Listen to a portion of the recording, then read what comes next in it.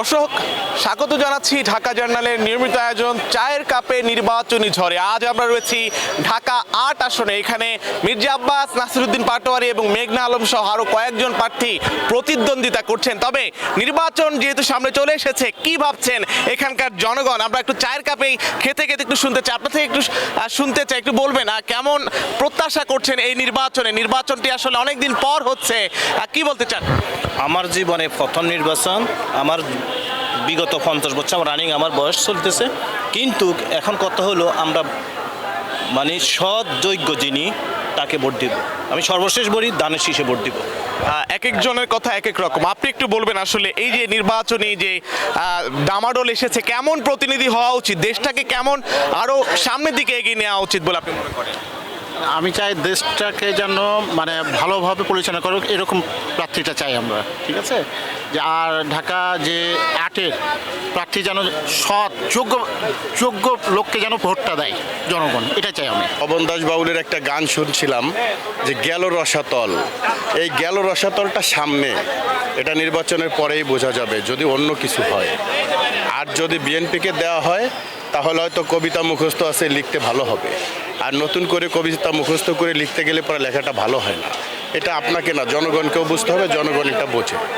এজন্য আমরা চাচ্ছি যে আমাদের দেশটা কূটনৈতিক পর্যায়ে আগাই যাক এবং দেশটা উন্নতি হোক এবং ভালোভাবে চলুক। এই অন্যায় অপরাধ থেকে, বিভিন্ন চিন্তা চেতনা লুটতরাজি থেকে আল্লাহ মুক্ত দিক। আসতেছে, যাইতেছে, কইতে আছে, শুনতেছি, দেখতেছি, নিজের পর নিজে যাকে খুশি তাকে দিব। আমরা শুনছিলাম আসলে যোগ্য প্রার্থী বিভিন্ন ধরনের অনেকে রয়েছেন এবং এখানকার যিনি ব্যবসায়ী রয়েছেন তার সাথে একটু কথা বলবো। একটু বলবেন আসলে নির্বাচন আসে, নির্বাচন যায়, আপনাদের মতো যারা রয়েছেন নিম্নয়ের মানুষের ইনকামও বাড়ে না, তাদের উন্নতিও হয় না। এবারে আসলে নির্বাচনে কেমন প্রতিনিধি চান, তাদের কাছ থেকে কি ধরনের আশা প্রত্যাশা আপনাদের রয়েছে? আমরা চাচ্ছি আল্লাহ তাআলার মেহেরবানি, যেই সরকার আসুক এই দেশের মানুষগুলো নিয়ে যেন চিন্তা করে, তারা যেন চিন্তা না করে, তারা যেন তাদের চিন্তা না করে, মনে করেন এই দেশের টাকা দেশে রাখার চেষ্টা যেন করে। তার কারণে সকল মানুষ ভালোভাবে থাকতে পারবে, ভালোভাবে বাঁচতে পারবে। আপনাদের নির্বাচন আসে, নির্বাচন যায়, উন্নতি হয় কিনা আপনাদের?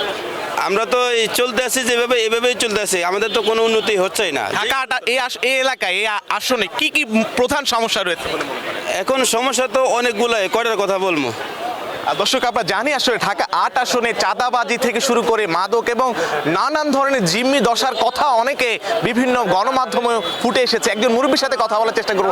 একটু বলবেন কি ধরনের প্রার্থী আসলে আপনি চান এবং এই নির্বাচনে প্রত্যেকে আসলে নির্বাচন আসলে নানান ধরনের বুলি আওড়ান, তবে সংসদে যাওয়ার পরে হাওয়া হয়ে যায় না, এমনটা বলা যায়। কি বলতে চান?